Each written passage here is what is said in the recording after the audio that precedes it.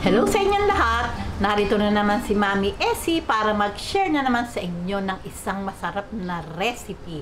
Ngayon po ay gagawa tayo ng masarap na dessert, ang Milky Jelly Flan. Pero bago tayo mag-umpisa, kung kayo ay nasa Facebook, don't forget to follow, like, and share. At kung nasa YouTube naman po, wag lang kalimutang mag-subscribe at pindutin ang bell button para lagi kayong updated sa ating mga bagong video. Ngayon, narito po ang ating mga kakailanganing sangkap. Gagamit po tayo ng 3 eggs, yung pong large, isang malaking condensed milk, isang malaking evap milk, 1/4 cup cornstarch, isang pack ng jelly powder, 3 cups na water, at 1 teaspoon na vanilla. Okay, ngayon po, umpisahan po muna natin yung pagkakaramel ng sugar. Ayan, nilagyan ko po ito dahil malaki po itong aking yanera. Large po ito. Nilagyan ko po ng 1½ tablespoon na white sugar. Atin lang po itong ika-caramelize. Ayan, mahina lang po yung apoy. Nasa low heat lang po. Ayan, pagka po ganito na yung pagka-golden brown, ay okay na po ito. Kasi pagka po medyo nag-dark pa, ay medyo mapait na po iyon. Ayan, ganyan lang po.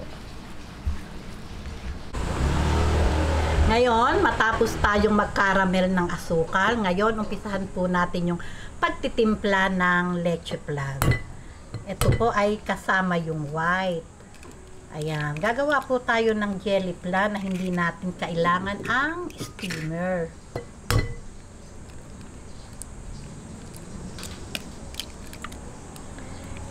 3 eggs po itong ating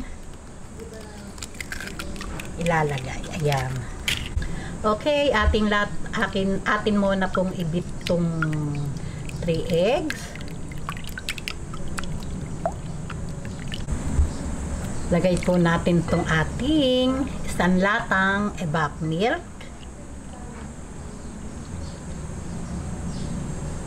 Then,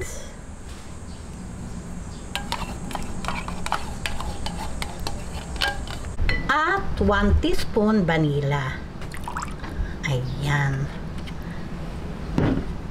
Okay, ating lang pong i-mix lahat itong ating inilagay na ingredient hanggang maghalo na po sila. Ayan, ngayon itabi po muna natin to at gawin naman po natin yung ating gulaman. Ngayon, heto po yung ating isang sachet na gulaman. Yun lang pong white, yung plain po yung ating gagamitin. Ito pong ating 1/4 cup na cornstarch.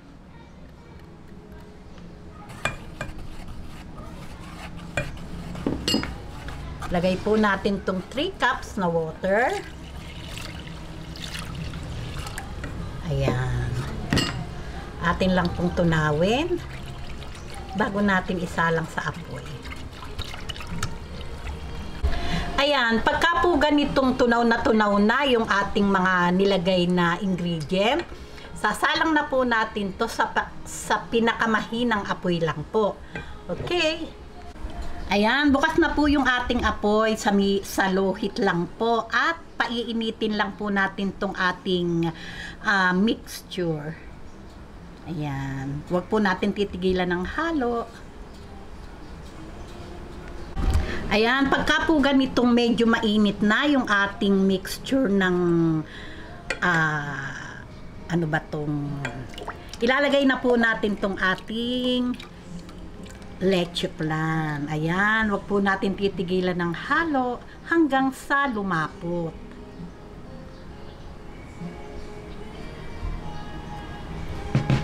Ayan, nasa mahinang apoy lang po, tuloy-tuloy lang po yung paghahalo hanggang sa kumulo. Huwag po natin titigilan ng halo kasi po baka masunog yung leche flan mixture.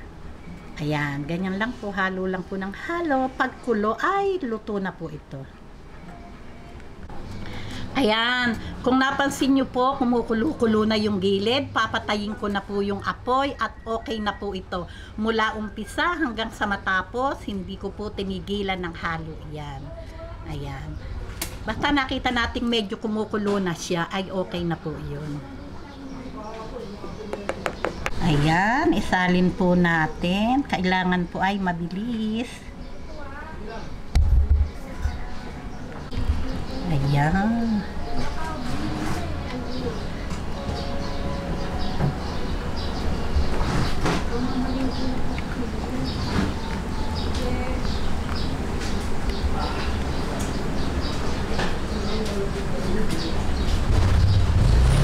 Ayan, pagka po ganito, okay na po ito. Hintayin lang po natin lumamig at mag-set. At syempre po, ready na po ito para sa ating masarap na dessert.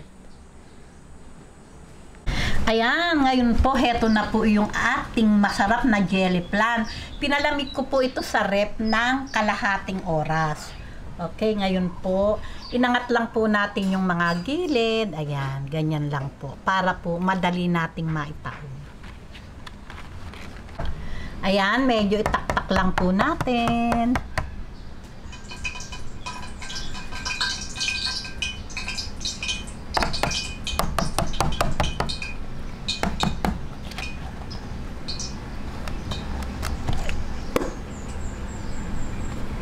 Ayan, di po ba? Talaga namang napakaganda ng ating jelly flan. O, di po ba? Easy lang gawin. Meron na tayong masarap na dessert. Ngayon po, ito pong cheese ay optional lang po kung gusto nyong lagyan. Kung ayaw nyo naman po, ay pwede din naman. Ayan, gadgaran lang natin ang cheese sa ibabaw at okay na po ito.